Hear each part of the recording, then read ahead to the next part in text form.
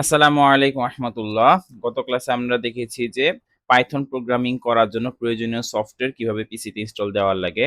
আজকে আমরা দেখব পাইথনে আমরা কিভাবে কোড করব। পাইথন কোডিংটা আমরা আসলে একটু করে শিখতে থাকবো।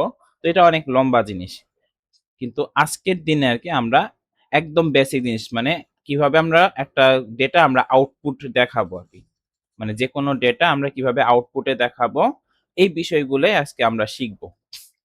তো চলেন আমরা কোডে চলে যাই। ওকে, তো আমরা আর কি একটা জিনিস, একটা ফাংশন শিখবো, সেটা হলো প্রিন্ট ফাংশন। এই প্রিন্ট ফাংশনের কাজটা কি? এটার কাজ হলো আমি যে কোনো ডেটা আর কি আমি আউটপুটে দেখাবো, এটাই প্রিন্ট ফাংশনের কাজ।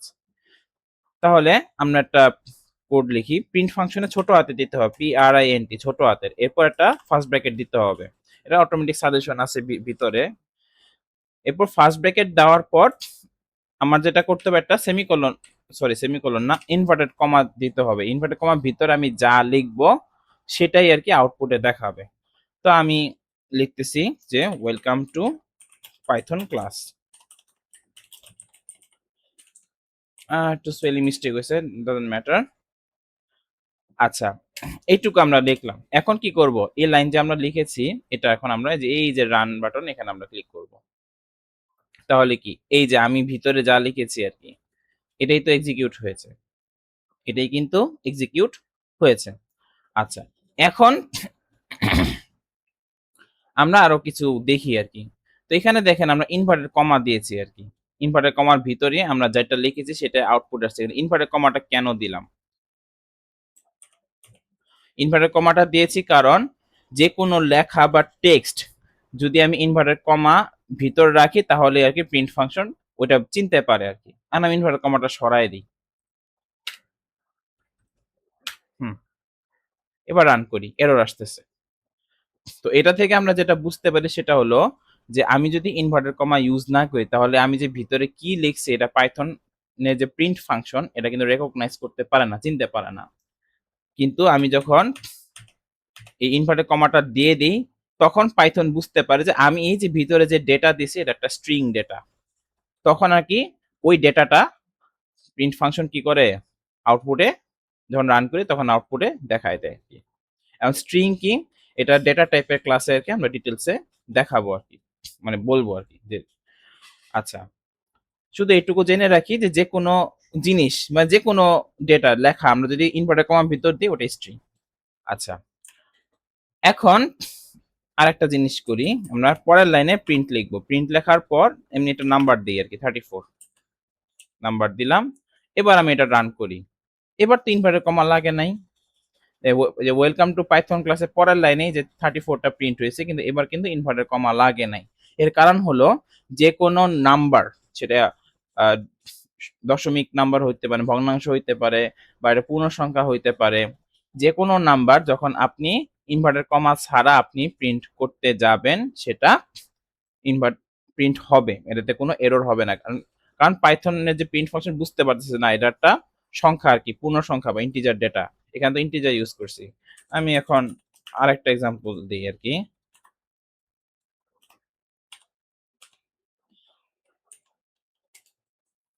রান করি। এই যে দশমিক যে সংখ্যাটা এটাও কিন্তু পাইথন চিনতে পারে আর কি।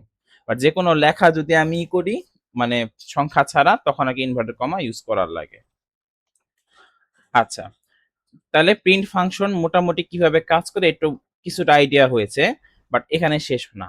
এখানে একটা জিনিস খেয়াল করি, এই যে দেখেন আমি এই যে একটা একটা করে প্রিন্ট ফাংশন যে ইউজ করেছি, এই যে প্রিন্ট ফাংশন গুলা যে আমি ইউজ করেছি, আমি যখন রান করছি দেখেন আউটপুট গুলা, এই যে আউটপুট গুলা আছে না, এই যে আউটপুট গুলা, এগুলা কিন্তু এক লাইন পর পর আসছে, পাশাপাশি কিন্তু আসে নাই, বা কমা কমা দিয়েও আসে, মানে এক লাইন পর পর আসছে।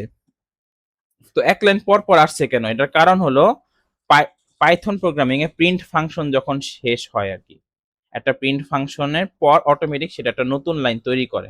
মানে একটা প্রিন্ট ফাংশনের পর যখন আরেকটা প্রিন্ট ফাংশন হবে সেটা অটোমেটিক্যালি পরের লাইনে চলে যাবে। প্রিন্ট ফাংশনটা এইভাবে ডিজাইন করা।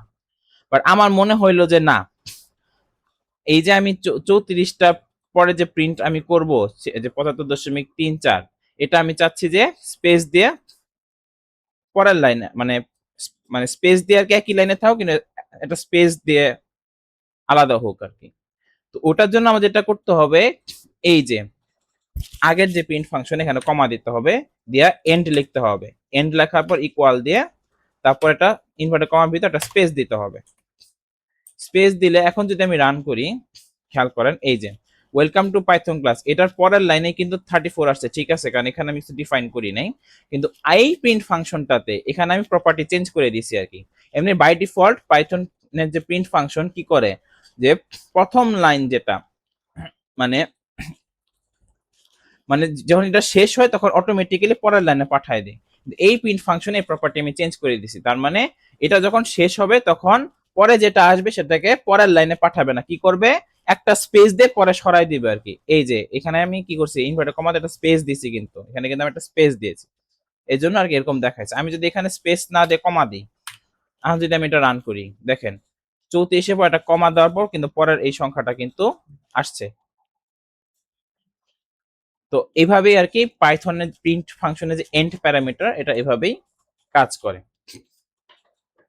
আচ্ছা, এখন আমরা এক কাজ করি, একাধিক ডেটা, আমরা তো এক একটা ডেটা প্রিন্ট করতে একটা করে প্রিন্ট ফাংশন ব্যবহার করেছি, কিন্তু আমি চাচ্ছি একটা প্রিন্ট ফাংশন দিয়ে একাধিক ডেটা প্রিন্ট করতে। সেটা আমি একটু করে দেখি আর কি, এমনি করে দেখি। ধরেন এই এই কোডগুলো আমি সরাই দিই আর কি, আমি প্রিন্ট করব। ধরেন প্রথমে আমি প্রিন্ট করব মাই নেম ইজ, একটা এক্সাম্পল রকি, তারপর আমি কি করবো, ডেটার বাহিরে একটা কমা দিব আর কি। তারপর ধরেন আমি একটা নাম্বার দিলাম, তারপর আমি একটা কমা দিলাম, তারপর ধরেন আমি এই দিলাম, আমি একটা সেন্টেন্স লিখলাম, আই নো ইউ, তারপর মাইনাস দিলাম। এখন আমি এটা একটু রান করি আর কি, রান করে দেখি, দেখেন মাই নেম ইজ রকি, এটার পর একটা স্পেস আসছে, স্পেস আসার পর কি হচ্ছে 56 আসছে, তারপর একটা স্পেস আসছে, তারপর আসছে আই নো ইউ, তারপর একটা স্পেস আসছে, তারপর বলছে 70 -72.9। এখন দেখেন স্পেস কেন আসলো, দেখুন আমি কিন্তু প্রত্যেকটা ডাটা কি করছি, প্রত্যেকটা ডাটা কিন্তু আমি কি করছি, কমা কমা দ্বারা আলাদা করে করে আমি প্রিন্ট করছি। প্রত্যেকটা ডেটা আমি কমা দ্বারা আলাদা আলাদা করে প্রিন্ট করেছি। তো আমি যখন রান করব তখন এই প্রিন্ট ফাংশন করবে এটা কি, প্রত্যেকটা ডেটা একই লাইনেই প্রিন্ট করবে, কিন্তু একটা স্পেস দিয়ে আলাদা করবে। এই কমাটা হলো গিয়ে সেপারেট করে, মানে প্রত্যেকটা ডেটাকে সেপারেট করে। তো প্রিন্ট ফাংশন বাই ডিফল্ট কি করে, ওই যে সেপারেটটা করে সেটা স্পেস দিয়ে দিয়ে সেপারেট করে। কিন্তু এখন আমার মন চাচ্ছে যে না, এই ডেটাগুলা স্পেস দিয়ে আমি সেপারেট করব না, এটাকে আমি ধরেন কমা দিয়ে সেপারেট করব, ফুল স্টপ দিয়ে সেপারেট করব, অথবা অথবা ধরেন সেমিকোলন দিয়ে সেপারেট করব, ধরেন আমি সেমিকোলন দিয়ে সেপারেট করি। এই ক্ষেত্রে যেটা করতে হবে, এখানে একটা কমা দিয়ে লিখতে হবে সেপ্ট, সেপ্ট লিখে ইকুয়াল টু ইনভার্টেড কমার ভিতর একটা সেমিকোলন দিতে হবে। দেওয়ার পর আমি যদি এখন এটা রান করি, দেখেন এবার কিন্তু সব সেমিকোলন দিয়ে আলাদা করা। তার মানে কি, যে স্পেস দিয়ে দিয়ে যে আলাদা করে কমাটা বাই ডিফল্ট, এটা আমি চেঞ্জ করে দিছি, প্রপার্টি আমি চেঞ্জ করে দিছি। তো এই ক্ষেত্রে মানে এন্ড প্যারামিটারের কাজ হলো একটা প্রিন্ট ফাংশন শেষ হওয়ার পর মানে আরেকটা প্রিন্ট ফাংশন কোথায় শুরু হবে সেটা ডিফাইন করে। আর সেপ প্যারামিটার কি করে, আমি যদি প্রিন্ট ফাংশন একাধিক ডেটা প্রিন্ট করি সেটা কিভাবে আলাদা করবে এটা ডিফাইন করে। আমি যদি কিছুই ডিফাইন না করি তাহলে প্রিন্ট ফাংশন অটোমেটিক্যালি কি করে, শেষ হইলে কি করে, নতুন লাইন তৈরি করে। আর যদি কমা দ্বারা আমি আলাদা করে দিই তাহলে অটোমেটিক স্পেস দিয়ে দিয়ে আলাদা করে দেয়। কারো যদি কোনো বুঝতে প্রবলেম হয় কমেন্টে কোশ্চেন করবেন, আমরা সেটা as soon as possible reply দিব। তো আজকে এই প্রিন্ট ফাংশন এই পর্যন্তই। নেক্সট ক্লাসে আমরা ডেটা টাইপ নিয়ে আর নেক্সট ক্লাসে আমরা ডেটা টাইপ নিয়ে কথা বলবো। তো সকালে ভালো থাকবেন, আসসালামু আলাইকুম।